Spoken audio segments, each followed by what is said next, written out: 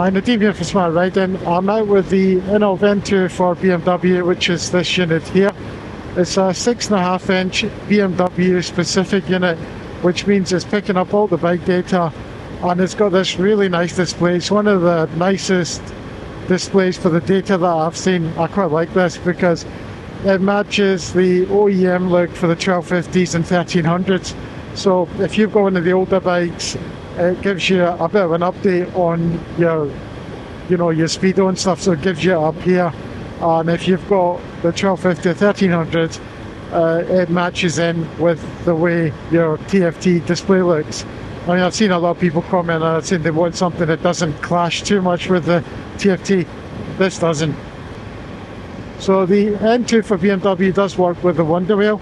So I've got it selected up here to change over, and if I just tilt the wheel, it'll take me to this menu here, and then I select CarPlay, tilt the wheel again, and I'm into CarPlay. So this is Waze that I'm in. If I tilt the wheel, so I can go through all the apps, everything that I've got installed on my phone, all the apps that are CarPlay accessible. So I'm into the split display, which is where I generally like to be, so I can forward music, etc. And I've still got the maps open, and I've got the search bar there, and I've got some of the apps on the side there that if I want to select. Just to mention, there's a 10% discount.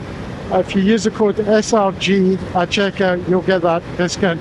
The link and everything will be in the description anyway, so if you follow that, that will take you through to INNOVV. The screen itself is reasonable, it works pretty well. My only criticism is I would have liked it to have been a bit brighter, but for 90% of situations I think it will be fine.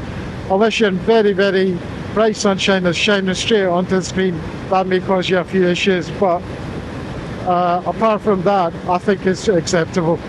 So if you're looking for a BMW specific unit, then the N2 for BMW is a decent buy.